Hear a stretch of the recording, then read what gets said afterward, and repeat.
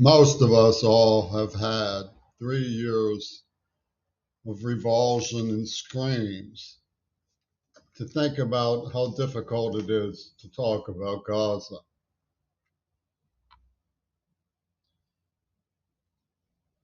I'm by no means prepared to do so, but I'm going to force myself to do so. I'm familiar with the difficulties raised in trying to talk intelligently with people about things like JFK's death.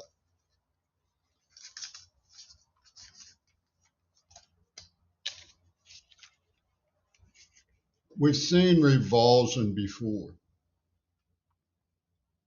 It's difficult to conceptualize a comparison between the rise of the Third Reich and the actions of Netanyahu.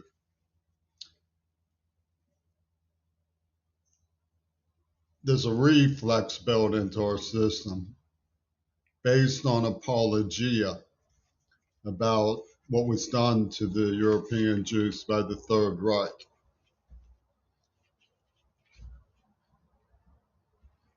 Nevertheless, when the revulsion has gotten this complete, Israeli soldiers bombing hospitals and schools, raping children, gloating about murdering hospital workers, mass graves, dog rapes, and many other outrages visited on people who any normal human being would care about. It becomes involuntary to compare historical grounds for revulsion with clear, present, and immediate grounds.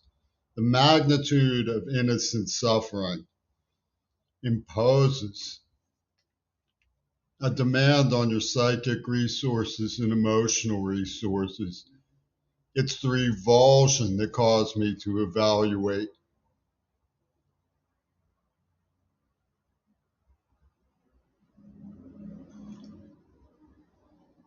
how Netanyahu's actions compare to the Third Reich and how they don't.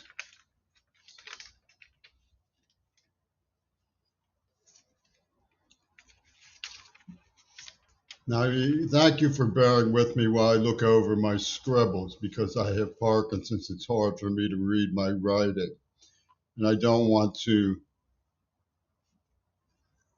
dry out my attempts to contribute to these issues. The comparison is sketchy, it's incomplete. Both Netanyahu and Adolf Hitler are contemptible, revolting pigs. Of that, there's no need to mince words. But Adolf Hitler was immediately given military backing, financially, almost immediately. The Zionism movement was spare with followers few and far between for a long time. You might say the same thing about the Workers' Party that Hitler was part of, but they both relied on the tactical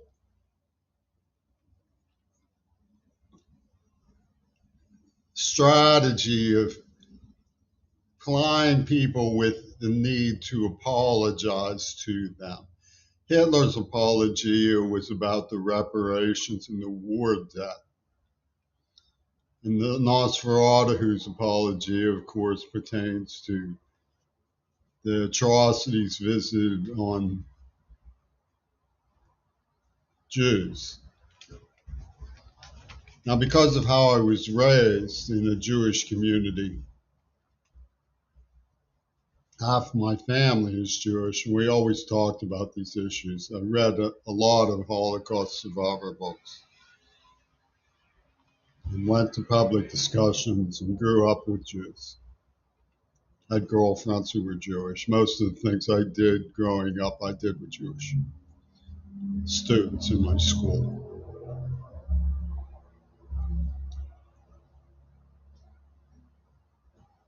I saw the grounds for caution when it came to the world to protect Jewish people. A special caution has to be exercised when it comes to anti Semitism. But to have that exploited to such an extreme is truly dangerous and unforgivable. We live in a context of an administration who have a long list of what they're happily spending $1.2 trillion on through the Department of War. And they have raised not one single solitary question to the effect that Israel is asking for a boycott. Now, I told them no when this first started, so there was bound to be a disagreement. And what I suspected immediately was that it pertained to how the Israelis got me to read That Was Then, This Is Now. That's a very revealing title. The message of That Was Then, This Is Now, the moral of that story, by S.E. Hinton. It's a sequel to The Outsiders. I just wanted to be sure that I hated you.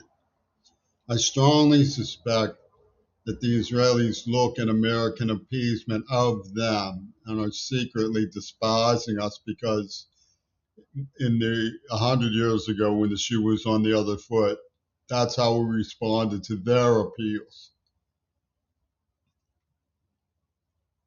A time frame of recurrence is not necessarily identical, but the plan for it to recur, to have the shoe on the other foot, there is evidence for it in titles of films like Play It Again, Sam.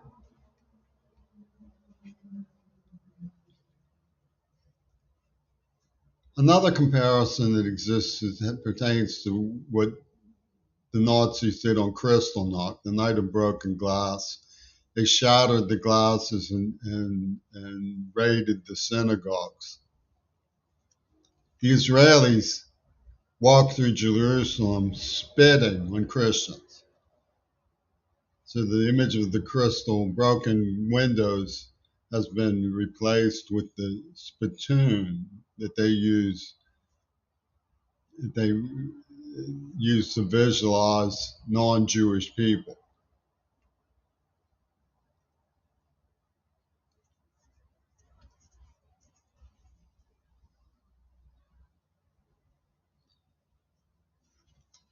There's another issue that needs to be mentioned, not drawn out about.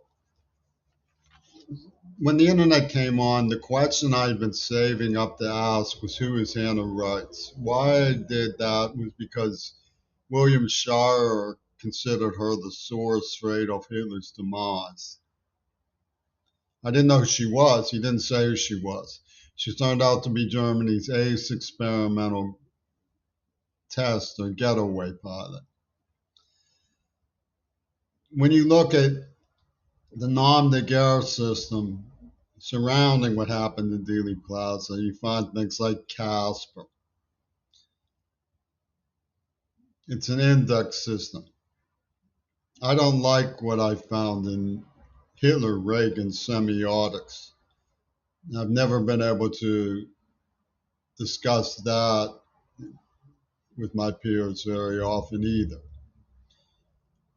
And it interferes a great deal and in some ways at odds with alternative podcasts who are pro-Gaza because they don't accept the role they played in covering for what Reagan pulled with Yoko Ono in the 80s while I was at the University of Pittsburgh being worked over. They've never called for the arrest of Gail Burston.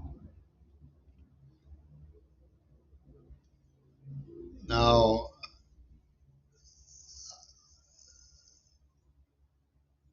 that's significant subplot to the Nova massacre, the Supernova massacre.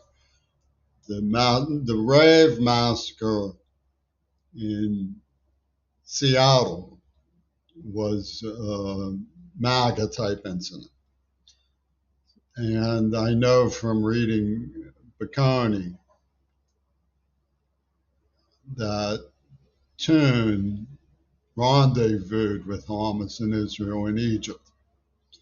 So it looks like this spree has had executive functions across the board.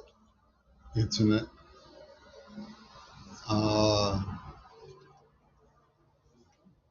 rebuttal of human rights and international law being enforced by unstable nation states asserting their priorities. And it makes a tragic comic laugh out of what was once the Velvet Revolution.